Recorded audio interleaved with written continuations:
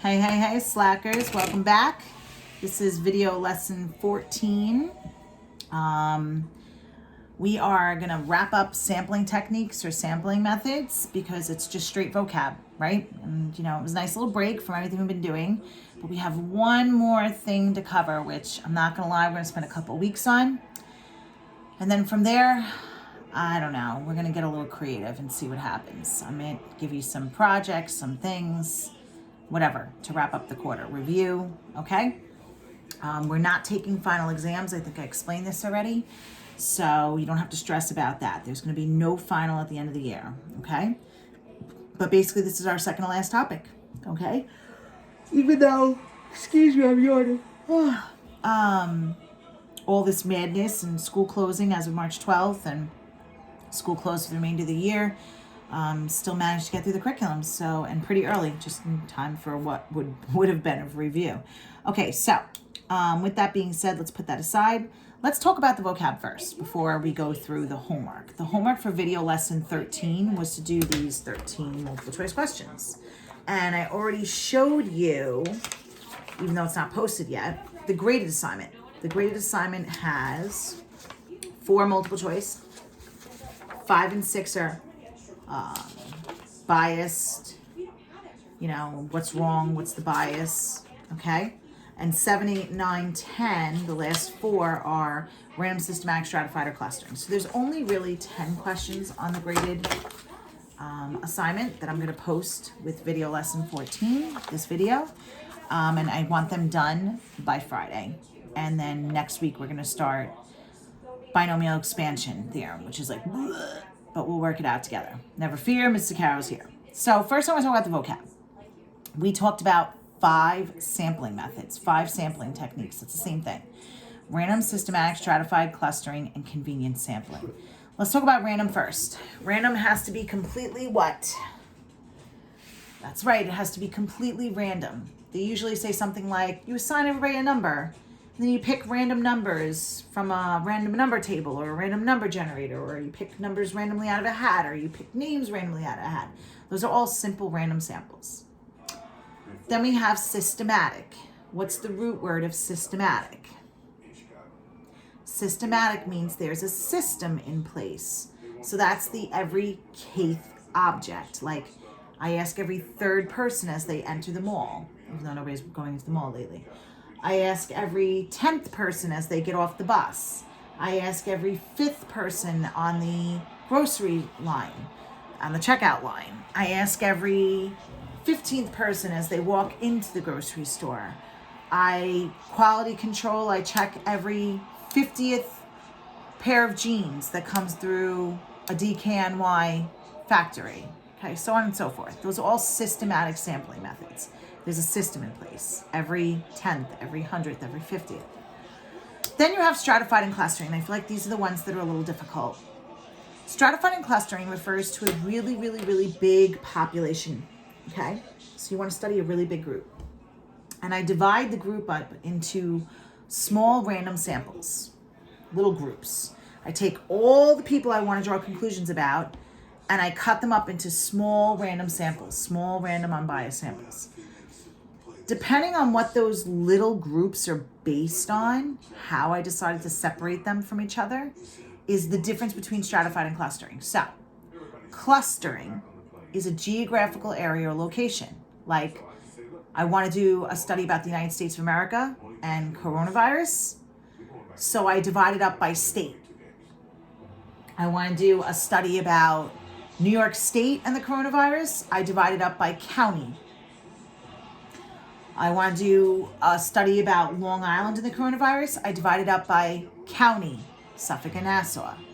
Okay, so those are all cluster sampling. Big population, lots of people, lots of things, divided up into small groups based on geographical area or location. Another thing is if they say in a large school district, that's always cluster sampling. In a large school district is always cluster sampling. Why? Because large school districts have multiple schools. I think in Floyd we have 6 elementary schools that siphon into 2 middle schools that come into 1 high school. Whether or not you went to PACA or Floyd Middle, depends on where you live. That's an area or location. That's cluster sampling. Everything else is stratified. Okay? Stratified sampling is when those groups are based on some category, some characteristic. So it's qualitative data like gender, age, race, ethnicity, favorite food, favorite genre of music, various movies, so on and so forth. Okay? All right. Now, convenience sampling is when it's random and unbiased, but it's already conveniently set up that way. So the most common example of convenience sampling is in a school setting. Like if we were in class, I could use, your class as a sample to study. It's a convenience sample. It's unbiased. It's random. There's boys, there's girls. You're a couple different age groups, different races. You come from different places. Okay, you're all completely different people. It's very unbiased. Okay, that's a convenience sample. Now, then I've been saying the words, might as well just hack through it one more time. Biased versus unbiased. Biased is unfair, and unbiased is when you're being fair. Okay, so biased is not fair. Biased is when you're being fake, or you're choosing only certain people with certain skin color, or you're choosing people of a certain political party when you do the sample. We talked about it a lot the last 2 video lessons. Unbiased is when you're being fair. You're being real. You're keeping it real. Okay?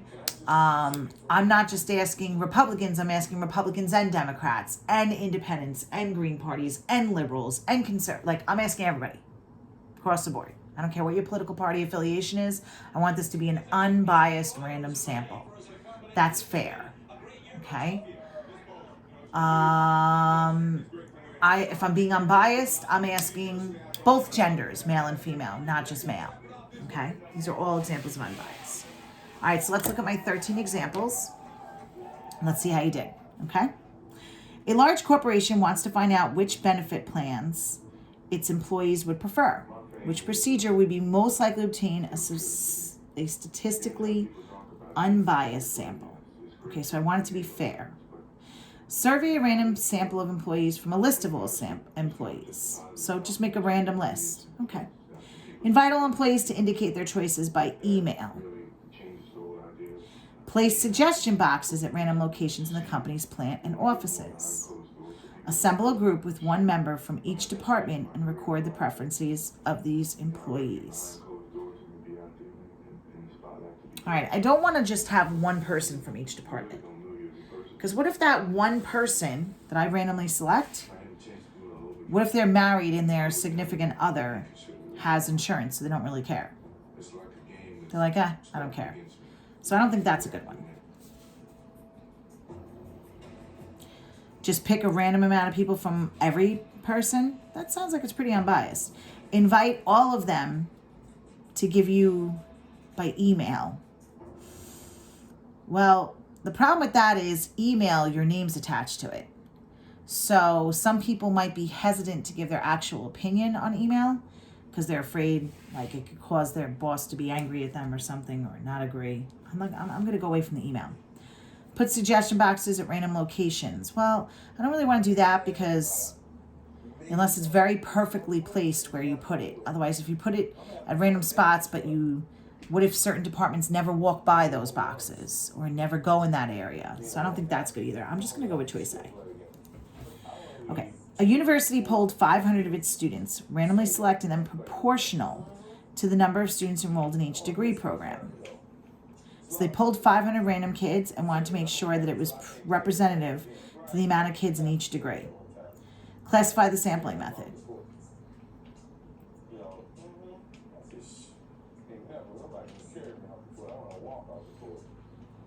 I'm going to say that's a simple random. Choice A. Okay, to do market research, a telemarketing firm randomly selected 1,000 names from a store's database and contacted them. So the telemarketer randomly selected 1,000 names, excuse me, from the store's database. I'm just going to say that's random again. Right? That sounds like it's random again. A lot of A's. When a random starting point is chosen, followed by every nth individual, the sampling method is, there's your systems, nth, kth, systematic, choice D. A simple random sample of 200 people is selected from 1,230 male students. So here's your population, and they choose a small group. In a university psychology course to take part in a psychological test, the population being considered is...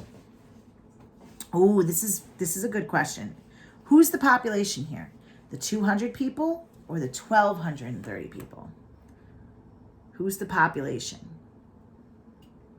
Okay, this is getting at the difference between a sample and a population. We talked about this way back in the beginning of the year. Who's the smaller word to spell? Sample or population? That's right, it's sample. Sample's smaller. So sample, because it's the smaller word to spell, is the small group. Population is the bigger word, so it's the big group. So if they want to know who's the population, who's the bigger one? That would be the 1,230. Very good. Choice B is in Bob. Which question is unbiased? Now, unbiased means it's fair. If it's unbiased, it's fair. Does the school board have the right to enforce a dress code? Now remember, they're not asking you if you think it's fair to have a dress code. They're asking you how they ask the question. Does the school board have the right to enforce a dress code? Do you think the mayor is doing a good job in spite of his questionable character? All right, I think that's biased because they right away are pointing out a negative about him, saying that he has questionable character. So I would say this one's biased. Like, it's like asking somebody, do you think President Trump is doing a good job despite the fact that he lies? Like, you're throwing in a negative. Like, that's biased. That's going to lead people like, yeah, you're right, he's terrible. And then they're going to, go on about his lying. So even though whether some of us agree with that or not, I'm not going to get into that. You all know how I feel.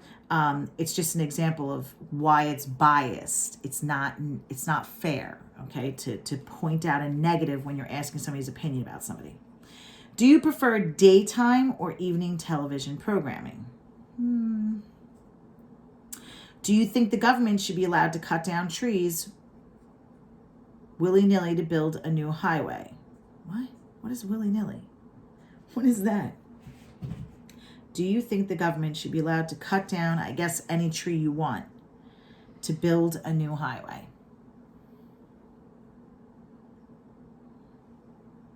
Willy-nilly means like haphazardly. Yeah. When I hear willy-nilly means you don't care. Just kind of. Yeah, you just cut down whatever you want. That's what I said. Like, cut down trees, whatever, wherever you want. That's insinuating. It just sounds so weird in that sentence. Yeah, it's making it like that's a biased thing. Yeah, I would definitely say that's biased. I love how my husband's listening to my lessons. That word right there, willy-nilly. Do you think the government should be allowed to cut down trees? And they're saying willy-nilly. They're saying like, oh yeah, they're doing whatever they want to build a new highway. That is making it biased. So I would definitely cross that one off. Okay, so does the school board have the right to enforce a dress code? Do you prefer daytime or evening television programming?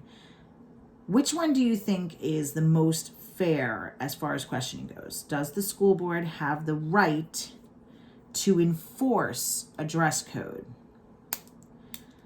Or do you prefer daytime or evening television programming? Which one do you think you would choose? Which one did you choose? I'm going to go with choice C. Now, why am I not picking A? Well, I'm going to tell you something. Because, first of all, they're saying, like, does the school board have the right? They're asking your opinion on, is it okay for them to enforce? That word enforce. Enforce is kind of like a pretty strong word, like make you. Like, they're going to make you have a dress code. It's that whole question, the way they word it is very, has a very negative connotation again. Like, oh, the damn school board, they're making up more rules, telling us what we can and can't wear. As opposed to just saying, Should we have a dress code? How about that? Instead of just saying the school board, should we have a dress code? Should there be a dress code? Okay, and not throwing the school board in there because certain people have feelings about that.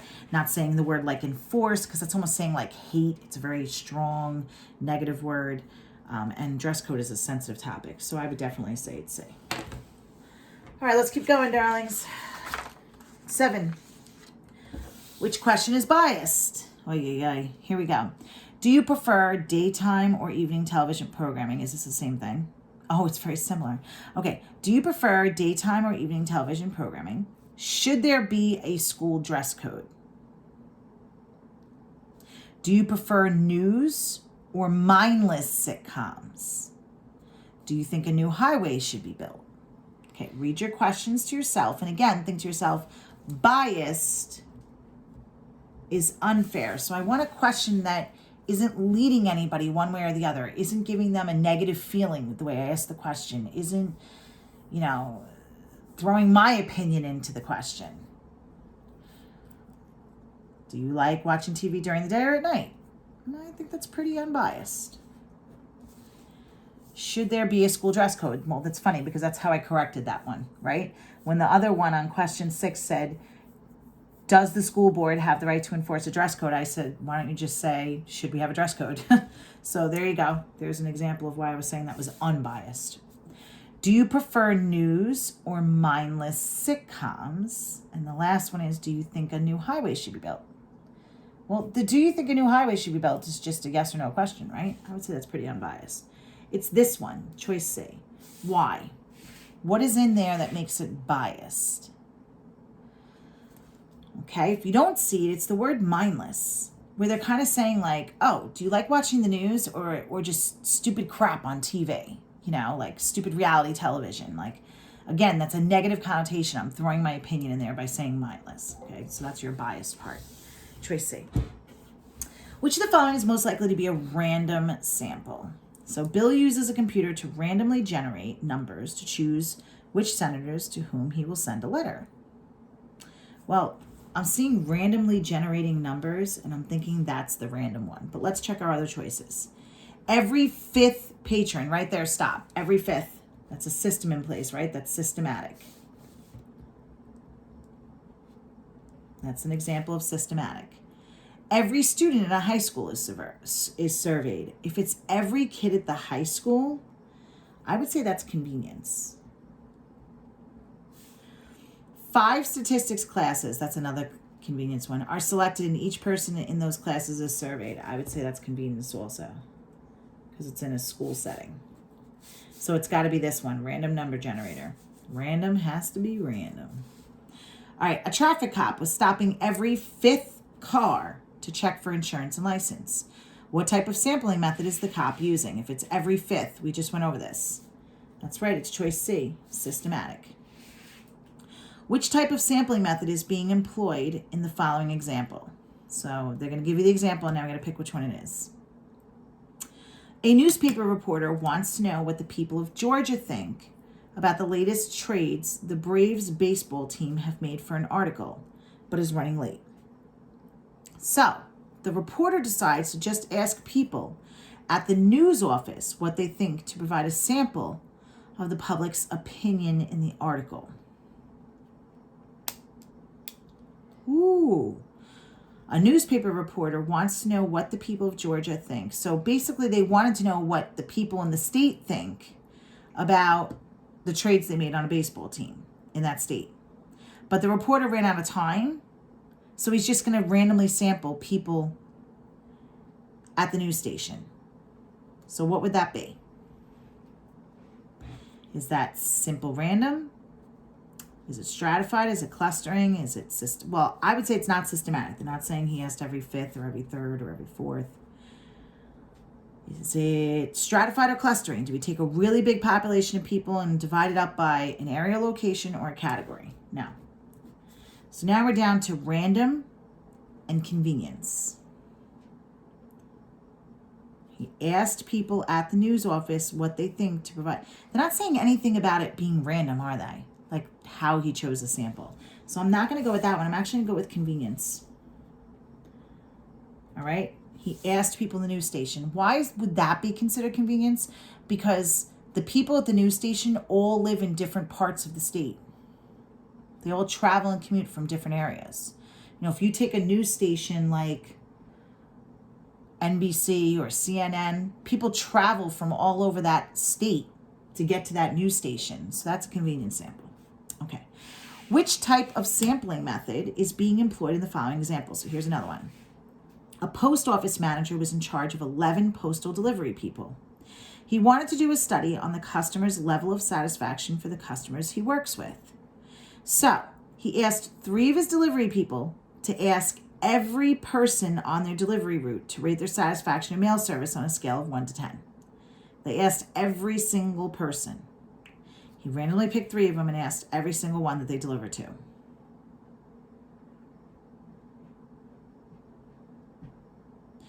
This one's tricky. I'm going to tell you why it's tricky. Because it has to do with mailing. All right, think about it this way. I have a different mailman than you guys have. And in our class, Big T, Taylor, would have a different mailman than Sam. Or Stephanie would have a different mailman, I should say mailman or mailwoman, than Steven. Why? Why do we have different mail people? Think about the reasons why.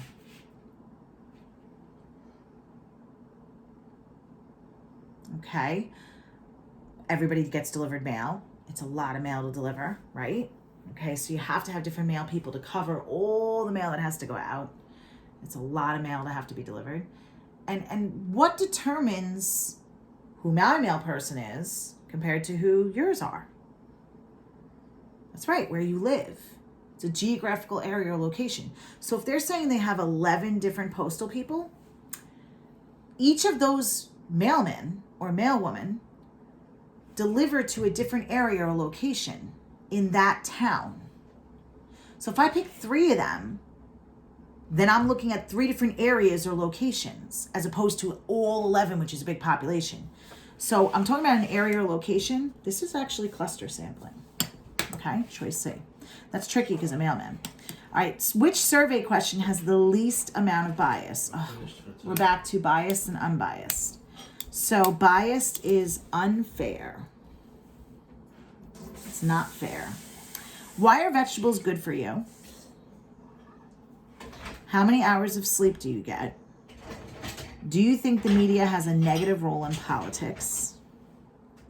Why are teen drivers dangerous? The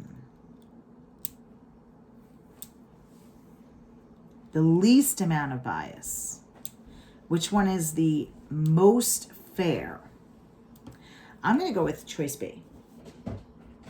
Why? Why are vegetables good for you? That's a leading question. They're only asking how vegetables are good for you. Okay, even though vegetables are good for you, it's asking one side. So I would say that's biased. It has very little bias, but it's biased. How many hours of sleep do you get? That's just a straightforward question. How much did you sleep last night? How many hours did you sleep last night? That's pretty straightforward. There's nothing leading there. Do you think the media has a negative role in politics? Again, that's leading to one side. They only want the negative role. Okay. I would say, if I wanted to fix that question, what role does the media play in politics? Done. Take the word negative out. Why are teen drivers dangerous? Okay, again, it's one-sided. You're asking how they're bad drivers. Okay, so that's choice B as in Bob. All right, in a study about adult health in Gwinnett County, which method of data collection would have the least amount of bias? Same question. Why are teen drivers dangerous was the question? Yeah. The reason why that's a bias Here's Jimmy weighing in. is because they're telling you that they're already telling you that They're bad drivers. dangerous. It's leading. They're asking you why. They're already telling you they're bad drivers. Yeah. So they're forcing you to accept that as the premise for the question. Good. I'm just saying. I don't know. I used to do market research, so I know why all these questions. Jimmy's correcting me. Do you see No, I'm not this? correcting you. I'm just telling you something. But I didn't choose that as the answer. But anyway, What? in a study about adult health in Gwinnett County, which method of data collection would have the least amount of bias? So again, bias is unfair, and they want the least amount. So they want to know which one's the fairest, which one's the best kind of question out of all the bad questions. Surveying all the residents at 2 senior citizen facilities in Gwinnett one day. So you're asking everybody that lives in 2 nursing homes, basically, in one day. Surveying everyone who just graduated from Phoenix High School. Now, again, what are they studying? Adult health. So they're asking everyone who graduated from a high school about adult health. You're asking everybody in a nursing home. Okay? Surveying every 3rd person leaving the gym in one day. Or surveying every person who lives in, it looks like 3 different towns, which I'm hoping those 3 different towns are in that county. Okay? So, which one's the least bias? Well, if you're asking only people in a nursing home, then you're asking elderly people about adult health care. So they're going to feel one way or the other, probably because their health care sucks in this country. It's not good. So that one's definitely biased. Surveying everyone who just graduated from Phoenix High School. Well, you're asking a bunch of high school kids about adult health care. They don't even pay for health care. They don't even bother with it. They just go to the doctor their parents tell them to go to. That one's biased. Surveying every 3rd person leaving the gym. Well, that might be okay, but you're asking people who are health nuts. They work out regularly. So that's a bias in its own way. So I would say asking the residents in 3 different towns. Choice D. D is in dog, like D-O-double-G. Okay, my darlings. So the homework for video lesson 14 is this graded assignment. Okay, this is the homework for video lesson 14. It's to do numbers 1 through 10. It is going to be graded. It is graded. Okay, first 4 are multiple choice. 5 and 6 is talking about bias or what's wrong with the statement. 7, 8, 9, 10 are random, systematic, stratified, or clustering. And I believe I left off Kavit's sampling. So you're welcome. All right, my darlings. Have a good one. I'm yawning so much because it is 12 o'clock at night on Monday at the Sacaro Crib. And this is Sacaro signing off. Take care. Brush your hair.